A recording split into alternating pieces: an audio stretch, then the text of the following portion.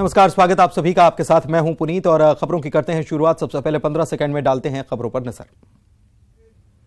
दिल्ली में करीब 2 घंटे तक चला बीजेपी सांसदों का मंथन। बैठक में लिए गए कई अहम फैसले। सतीश पूनिया ने कहा, जनता में कांग्रेस की विफलताओं को लेकर आक्रोश, सभी सांसद जिलों में करेंगे घेरा।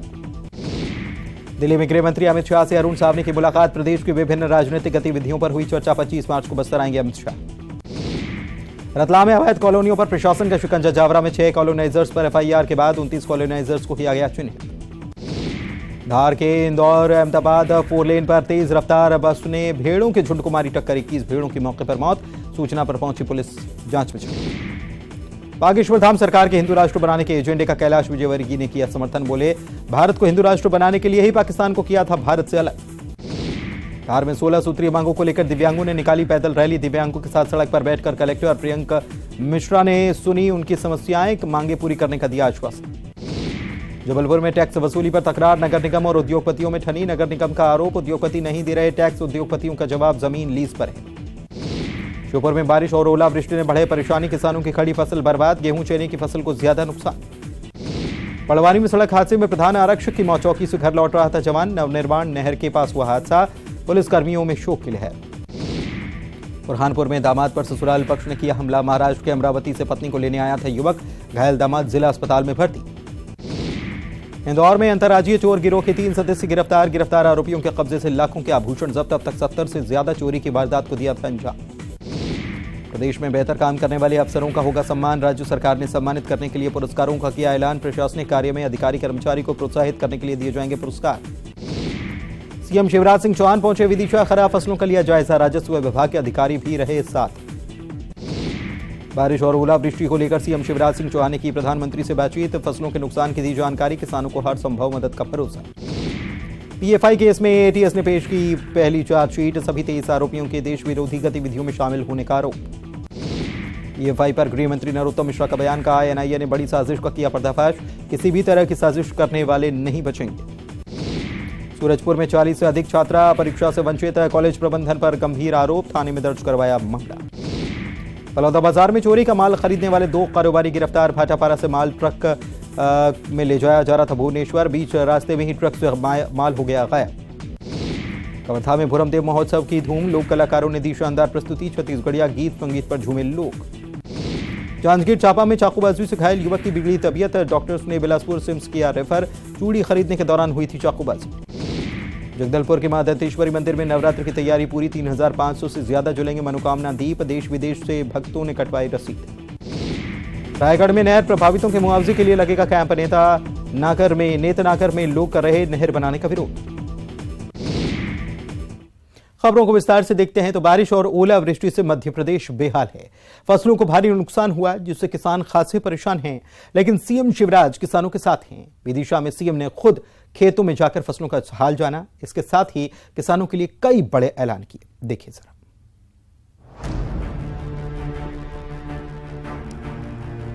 एमपी पर बेमौसम बारिश और ओलावृष्टि की मार पड़ी है। खेतों में खड़ी फसल बर्बाद हो गई है।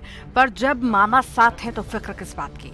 आदेश निर्देश से भी काम चल सकता था, लेकिन मामा खुद मैदान में हैं। फसलों के नुकसान से परेशान किसानों को ढाढ़स बंधा रहे हैं, सीने से लगा रहे हैं। खेतों में जाकर ओलावृष्टि से बर्बाद हुई फसलों का खुद मुआयना कर रहे हैं। ये तस्वीरें विदिशा की हैं।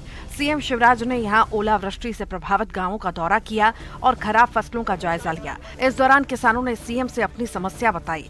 सीएम ने कहा कि चिंता मत करो, बेहतर से बेहतर काम करूंगा। ओला पीड़ित किसानों के लिए सीएम ने कई ऐलान किए हैं। ऐसे किसानों की कर्ज वसूली स्थगित की जाएगी। जिन किसानों के खेतों में 50% से ज्यादा नुकसान हुआ है, उन्हें प्रति हेक्टेयर 32,000 रुपए की राशि दी जाएगी।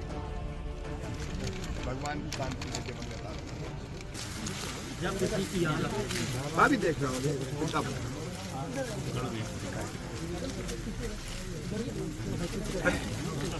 ऐसा कितना रकबा निकल गया पूरे मत घुसो भैया। दाने बचे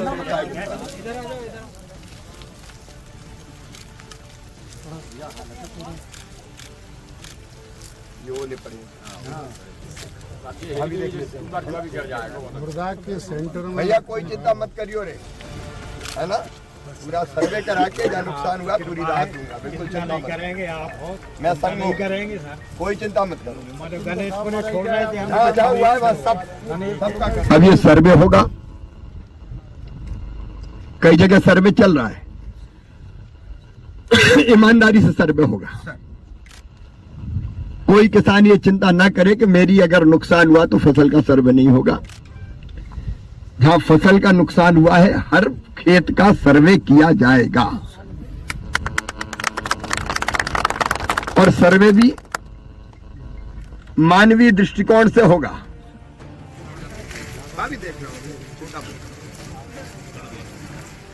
प्रदेश में ओलावृष्टि पर सियासत भी जारी है। प्रदेश के गृह मंत्री नरोत्तम मिश्रा ने कहा कि इससे लेकर कमलनाथ पर उन्होंने तंज कसा और कहा कि कमलनाथ खत लिख सकते हैं या ट्वीट कर सकते हैं, लेकिन ओला पीड़ितों के बीच नहीं जा सकते।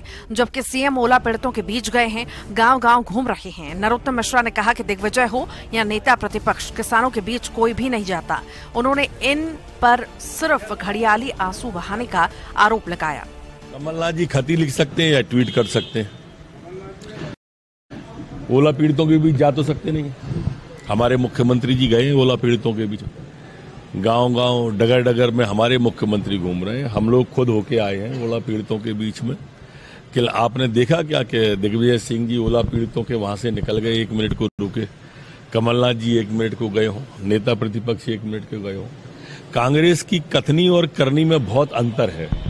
ये सारे प्रदेश का किसान देख रहा है कि किस तरह से ये घड़ियालू आंसू बहाते हैं।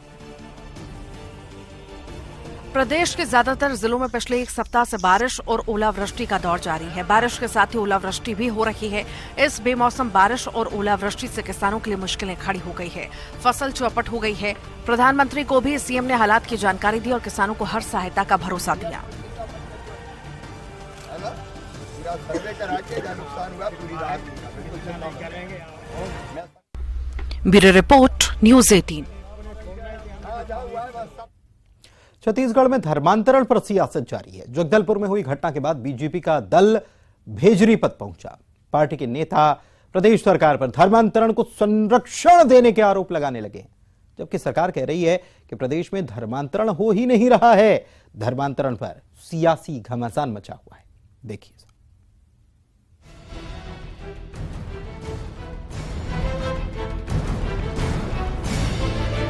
छत्तीसगढ़ में धर्मांतरण पर सियासी घमासान मचा हुआ है। जगदलपुर के भेजदी पदर में धर्मांतरित महिला के शव को दफनाने को लेकर विवाद के बाद बीजेपी का एक दल यहां पहुंचा, जिसमें विधायक नंदकिराम कंवर, पूर्व मंत्री केदार कश्यप, पूर्व सांसद दिनेश कश्यप सहित बीजेपी के कई नेता शामिल थे। बीजेपी इस घटना के बाद सरकार को घेर रही है। पार्टी के प्रदेश अध्यक्ष अरुण साव ने सरकार पर बड़ा आरोप लगाया। प्रदेश अध्यक्ष ने कहा कि राज्य में खुलेआम धर्मांतरण का खेल चल रहा है और सरकार इसे समर्थन दे रही है। इतना ही नहीं, अरुण साव ने कहा कि धर्म परिवर्तन करवाने वाले अब हिंसक हो गए हैं। नारायणपुर के बाद बस्तर में आदिवासी पुलिस पर हमला हो रहा है। साव इसे सुनियोजित षड्यंत्र बता रहे हैं। धर्मांतरण कराने वाले लोग जिस प्रकार से हिंसा पर उतारू हो गए हैं, हिंसा का सहारा ले रहे हैं, ये अत्यंत चिंताजनक है, दुर्भाग्यजनक है।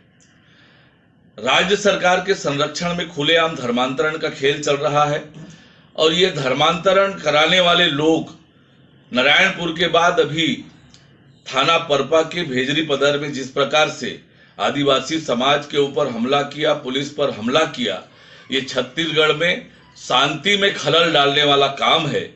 ये अत्यंत दुर्भाग्यजनक है कि छत्तीसगढ़ को अशांत करने का काम ये धर्मांतरण कराने वाले लोग हिंसा करके कर रहे हैं। भेजरी पदर में न केवल आदिवासी समाज के ऊपर हमला हुआ है, वरन पुलिस पर भी हमला हुआ है। ये चिंताजनक है। राज्य सरकार अब भी जागे और ऐसे धर्मांतरण के नाम पर हिंसा करने वालों के खिलाफ कड़ी कार्रवाई करे। भेजरी पदर में आदिवासी समाज ने धर्मांतरित महिला का शव दफनाने का विरोध किया था, जिसके बाद जोरदार हंगामा हुआ, जिसमें पुलिसकर्मी भी घायल हुए थे।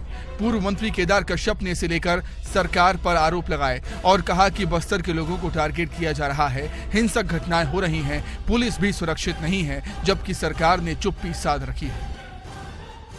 अवैध धर्मांतरण के ठेकेदारों ने हमारे पूरे छत्तीसगढ़ के लोगों को और विशेष करके बस्तर के लोगों को टारगेटेड किया हुआ है, उनके साथ में मारपीट कर रहे हैं, उनके साथ में हिंसक घटनाएं हो रही है, लेकिन सरकार चुप्पी साधे हुए बैठी है।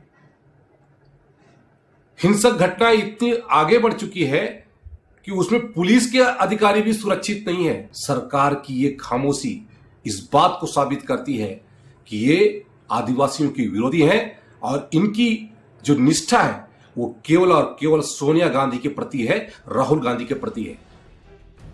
धर्मांतरण पर बीजेपी आरोप लगा रही है। इस पर मंत्री शिव डहरिया ने पलटवार किया है और कहा है कि धर्मांतरण का खेल बीजेपी सरकार में होता था। डहरिया ने कहा कि प्रदेश में 4 सालों से धर्मांतरण नहीं हो रहा है। देखिए, धर्मांतरण का खेल तो भारतीय जनता पार्टी के सरकार में होता था। कांग्रेस की सरकार 4 साल आई, एक भी धर्मांतरण का कोई मुद्दा प्रदेश में नहीं है। भारतीय जनता पार्टी के पास कोई मुद्दा नहीं है, इसलिए कोई क्रिश्चियन मर गया, अब वो पुराने कब से हैं जन्मजात क्रिश्चियन है और वो मर गया तो उसकी लाश को दफनाने नहीं दे रहे हैं भारतीय जनता पार्टी वाले लोग। इस तरह के अन्याय करने का काम कर रहे हैं। हमारा देश धर्मनिरपेक्ष देश है। प्रदेश में धर्मांतरण को लेकर सत्ता पक्ष और विपक्ष में आरोप प्रत्यारोप लगाए जा रहे हैं। बीजेपी धर्मांतरण को संरक्षण देने का आरोप सरकार पर लगा रही है, जबकि सरकार धर्मांतरण की बात से इनकार कर रही है। सियासत लगातार जारी। Bureau report, news 18 Madhya Pradesh Chhattisgarh. MP में एटीएस ने पीएफआई के सदस्यों के खिलाफ चार्जशीट पेश कर दी है, जिसमें देश विरोधी गतिविधियों का खुलासा हुआ है। सुरक्षा एजेंसियां पीएफआई पर शिकंजा कस रही हैं, लेकिन इनकी गतिविधियां जारी हैं। इंदौर में लाउड स्पीकर से अजान के खिलाफ मुहिम चलाने वाले एडवोकेट मनीष गढ़गर पर जानलेवा हमला हुआ है। इस घटना में भी पीएफआई के शामिल होने की आशंका जताई गई है।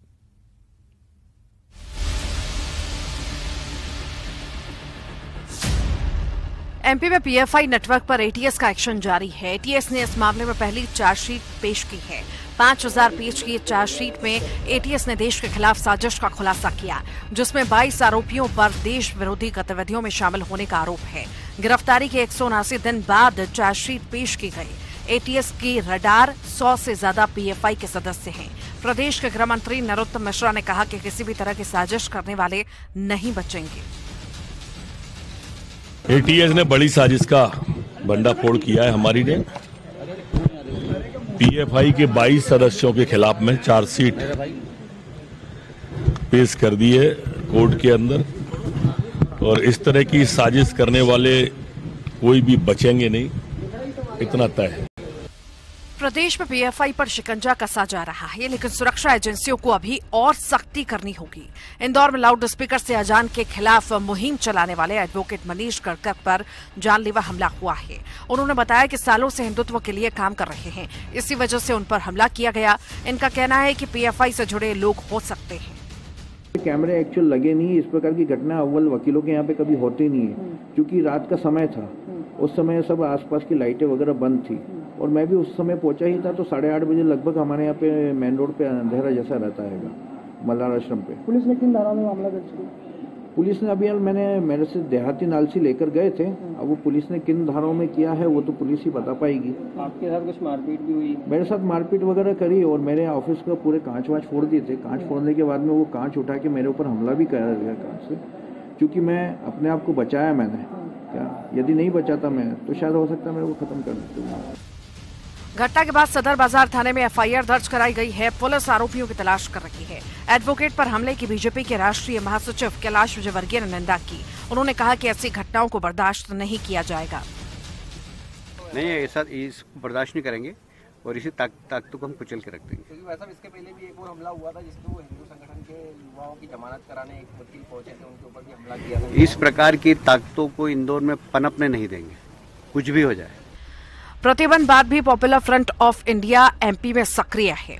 बताया जाता है कि प्रदेश के 25 जिलों में पीएफआई की गतिविधियां जारी हैं। पीएफआई के सदस्य प्रतिबंधित संगठन सीमी की विचारधारा को बढ़ा रहा है। इतना ही नहीं, पीएफआई के नेटवर्क को पाकिस्तान से ऑपरेट किया जा रहा है।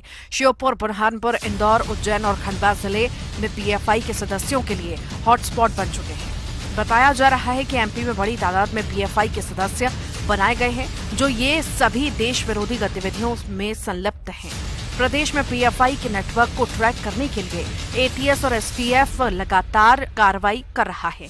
पीएफआई के सदस्यों को गिरफ्तार भी किया गया। इसी के साथ ही 100 से ज्यादा संदिग्ध पीएफआई के सदस्यों को नोटिस जारी किया गया है। प्रदेश में पीएफआई का नेटवर्क ध्वस्त करने के लिए सुरक्षा एजेंसियां जुटी हुई हैं। पिछले साल एमपी के साथ ही देश भर में एनआईए ने स्टेट की जांच एजेंसियों के साथ मिलकर दबिश दी थी और पीएफआई के पदाधिकारियों और सदस्यों को गिरफ्तार किया था। पीएफआई पर शिकंजा कसने में एनआईए भी जुटी हुई है।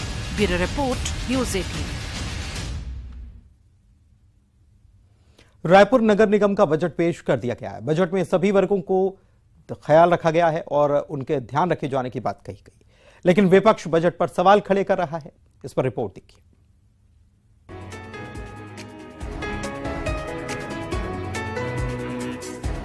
रायपुर नगर निगम का बजट पेश हो चुका है और इस बजट में बड़े ऐलान भी किए गए हैं। नगर निगम 200 करोड़ रुपए का बॉन्ड जारी करेगा। नगर निगम के महापौर एजाज ढेबर ने 1607 करोड़ 99,76,000 का बजट पेश किया है। रायपुर नगर निगम का बजट 16,007 करोड़ 99,76,000 का बजट पेश। मेयर एजाज ढेबर ने पेश किया निगम का बजट। 235 करोड़ 58 लाख राजस्व वसूली का लक्ष्य। अमृत मिशन योजना के लिए 150 करोड़ का प्रावधान। बड़े नालों के निर्माण में 15 करोड़ होंगे खर्च।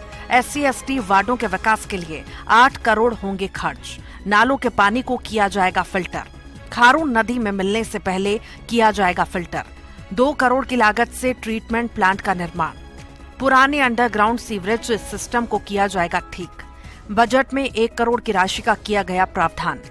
फूल चौक से आजाद चौक मार्ग के शेष भाग का होगा चौड़ीकरण। फ्लाईओवर का निर्माण स्थानीय लोगों की सहमति से बनेगा। निकाय में कचरा जमा करने के लिए ई-रिक्शा का उपयोग। रायपुर नगर निगम में बनेंगे डॉग शेल्टर। 70 वार्डों में बुजुर्गों के लिए बनेंगे चौपाल। 1 साल से 10 साल तक के बच्चों के लिए बनेंगे अप्पू घर। शहर के सभी खुली नालियों को किया जाएगा कवर। बेसहारा बुजुर्गों के लिए आसरा गृह बनाया जाएगा। शहरी महिला आजीविका केंद्र खोला जाएगा। 2 करोड़ की लागत से शहरों में खोलेंगे छोटे उद्योग। पौनी पसारी योजना का किया जाएगा विस्तार। गोधन उत्पादों के लिए दिया जाएगा प्रशिक्षण। मोहल्ला क्लिनिक को बढ़ाया जाएगा। सीएम शहरी स्लम स्वास्थ्य योजना को बढ़ाया जाएगा। नगर निगम के स्कूलों में संसाधन बढ़ाए जाएंगे। खेल मैदान, तालाब और उद्यानों का होगा कायाकल्प। नगर पालिका निगम में कार्यरत महिला कर्मियों को विशेष सुरक्षा। विशेष सुरक्षा के लिए महिला समिति का होगा गठन।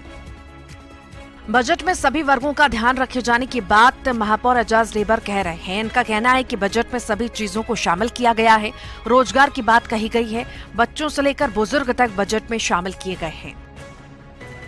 आप देखोगे कि बजट इस बार कुछ नए तरीके से पेश किया गया है। बजट में ज्यादा रोजगार देने की बात कही गई है। बजट में महिलाओं को रोजगार देने की बात कही गई है। बजट में युवाओं को रोजगार देने की बात कही गई है। बजट में स्वास्थ्य और शिक्षा दोनों पे ज्यादा जोर दिया गया है। बजट में अगर हम बात करेंगे तो 1 साल से लेकर 80 साल तक के वृद्धा तक के इस बजट में पूरा इसको सम्मिलित किया गया है। मतलब बजट में मैं बोल सकता हूं कि सभी वर्गों को इस बजट में शामिल किया गया है। नगर निगम के बजट पर विपक्ष ने निशाना साधा। नेता प्रतिपक्ष मीलल चौबे ने बजट को निराशाजनक बताया। सत्ता पक्ष पर कई आरोप लगाए और कहा कि जनता पर टैक्स लादा जा रहा है। शहर की जनता के साथ साथ हमें भी उम्मीद थी परंपरागत आश्वासन है कि कुछ अलग यहाँ पर प्रस्तुत करेंगे। शहर की जनता है वो इंतजार कर रही है कि प्रॉपर्टी टैक्स का वादा हो। बिजली बिल माफ और प्रॉपर्टी टैक्स हाफ, इसका इंतजार शहर की जनता कर रही है। मगर प्रॉपर्टी टैक्स हाफ करना तो दूर, वर्तमान बजट में यूजर चार्ज जो जनता से ले रही है उसके बारे में भी कोई स्पष्टीकरण महापौर जी के द्वारा नहीं दिया गया। बजट पर विपक्ष सवाल उठा रहा है। नेता प्रतिपक्ष आरोप लगा रहे हैं। हालांकि महापौर बजट की खूबियां गिना रहे हैं। आरोप प्रत्यारोप का दौर जारी है। Bureau report, news 18।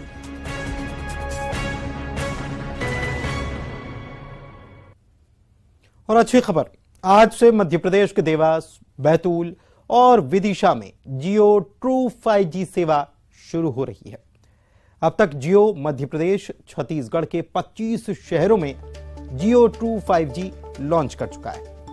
आपको बता दें कि रिलायंस जियो की ट्रू 5G सर्विस अब देश के 406 शहरों में पहुंच चुकी है। 5G रोल आउट की स्पीड में रिलायंस जियो की प्रतिद्वंद्वी कंपनियां कहीं पीछे छूट गई हैं। 400 से अधिक शहरों में ट्रू 5G नेटवर्क लॉन्च करने वाली जियो देश की पहली कंपनी बन चुकी है। नए लॉन्च किए गए अधिकांश शहरों में 5G लॉन्च करने वाला रिलायंस जियो पहला टेलीकॉम ऑपरेटर है। कंपनी ने दावा किया है कि जियो किसी भी नए शहर में तभी ट्रू 5G रोल आउट करता है जब वहां पर्याप्त रूप से 5G का कवरेज मिलने लगता है। लाखों यूजर्स जियो ट्रू 5G का इस्तेमाल कर रहे हैं और ग्राहकों के फीडबैक के आधार पर कंपनी दुनिया का सबसे बेहतरीन 5G नेटवर्क खड़ा करने की कोशिश कर रही है। लॉन्च पर जियो के प्रवक्ता ने कहा कि देश भर में लाखों उपयोगकर्ता जियो ट्रू 5G का इस्तेमाल करने लगे हैं।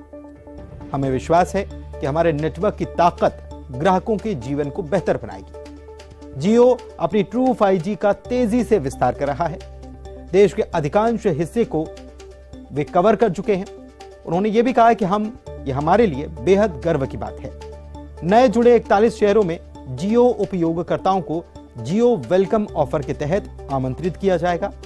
आमंत्रित यूजर्स को बिना किसी अतिरिक्त लागत के 1 Gbps प्लस स्पीड पर असीमित डेटा मिलेगा।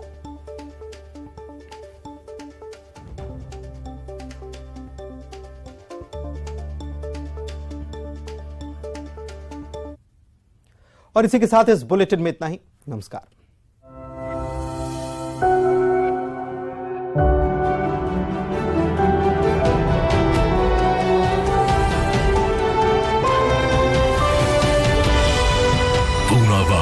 FinCorp presents News 18 Rising India Real Heroes. चलता रहा है।